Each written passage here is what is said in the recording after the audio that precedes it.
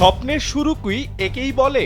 ১৯৯৪ সালের পর ঘরের মাঠে ফিরেছে বিশ্বকাপ, আর সেই বিশ্বকাপের উদ্বোধনী ম্যাচে ইতিহাস গড়েছে স্বাগতিক যুক্তরাষ্ট্র। প্যারাগুয়েকে শুধু উড়িয়ে দিয়েই জয় নয়, নিজেদের বিশ্বকাপ ইতিহাসের একাধিক রেকর্ডও নতুন করে লিখেছে মার্কিনরা। ক্যালিফোর্নিয়ার সোফিয়া স্টেডিয়াম তখন লাল সাদা রঙে মোড়ানো। গ্যালারি জুড়ে উৎসবের আমেজ, সেই উৎসবকে আরো রঙিন করতেই যেন মাঠে নামে স্বাগতিক যুক্তরাষ্ট্র।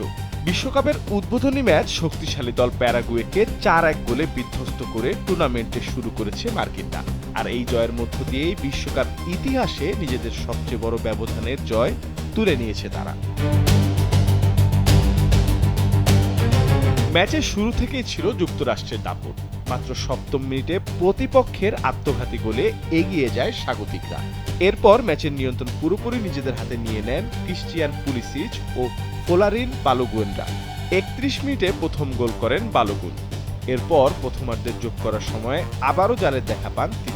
বিশ্বকাপে নিজেদের অভিষেক ম্যাচে জোড়া গোল করে ইতিহাসের পাতায় নাম লেখান এই স্ট্রাইকার। ১৯৩০ সালের পর বিশ্বকাপে কোনো মার্কিন ফুটবলারের এক ম্যাচে একাধিক গোল করার এটি প্রথম কীর্তি।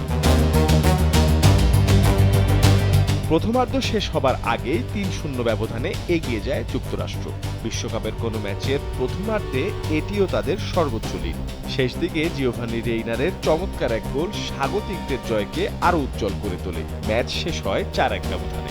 ২০২২ কাতার বিশ্বকাপে পুরো আসরে যেখানে যুক্তরাষ্ট্রের গোল ছিল মাত্র ৩টি, সেখানে এবারের বিশ্বকাপের প্রথম ম্যাচেই ৪টি গোল দিয়েছে প্রতিপক্ষের জালে।